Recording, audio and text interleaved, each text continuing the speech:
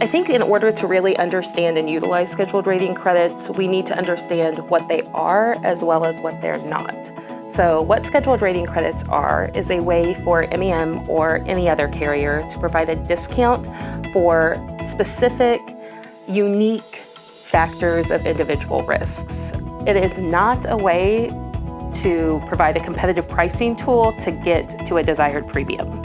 The most important factor to realize with scheduled rating credits is that it is based on specific individual factors. There are already factors that are taken into account in the general premium of a quote.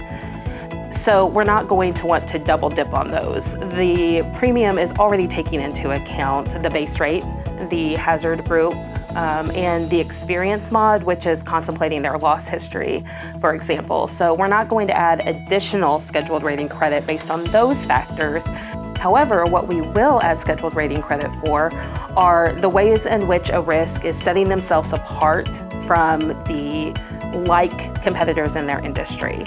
And that looks very different for each type of industry and each type of business. So for construction industry, for example, we would expect that you would have safety hard hats and safety gloves on hand. That's not anything unique. However, if you have specific fall protection procedures in place and you're providing safety harnesses for your employees, that shows us that you are willing to go above and beyond to make sure that your employees are safe.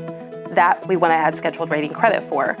Likewise, with, say, a restaurant industry business, we anticipate that every restaurant is going to have safety first aid equipment on hand.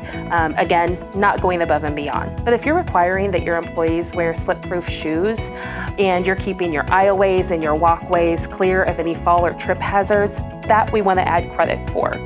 In order to add scheduled rating credit, we need specific justification in order to do that. And to make it easy, those can fall into about 5 different categories. We look at employees, management, the controls in place for the premises, safety equipment provided, and medical facilities. A lot of these measures are simple and effective to put in place. We have resources available on our website where you can see examples of policies that you could implement for your business. Some examples of justifications we would need could be a written drug and alcohol policy, a formal training program, tenured employees, PPE or personal protective equipment provided to employees, machine guards in place, first aid facilities on site, clear aisleways and walkways, a designated safety coordinator, written safety rules that require employee sign-off, documented safety meetings, or accident investigation. Those are just some of the justifications that we would look at. Scheduled rating credit is applied at either new business or at renewal. So when an underwriter is reviewing the account for pricing, they are looking to see if we are aware of any justifications that we would be able to add scheduled rating credit for. And we want to add that credit when it is warranted and when it is earned. We just need to be able to have the justifications to do so. So the best way to do that is to make sure that we are aware. Agents at new business even have the ability to add scheduled rating credit on the portal and state the justification right there.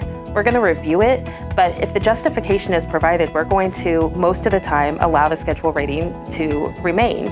If a policyholder has implemented safety policies or procedures mid-term, the best way to make sure that you're getting credit for that is to make your agent aware of those changes so that they can get into underwriting and be sure that we're taking that into account when we're doing your next pricing review.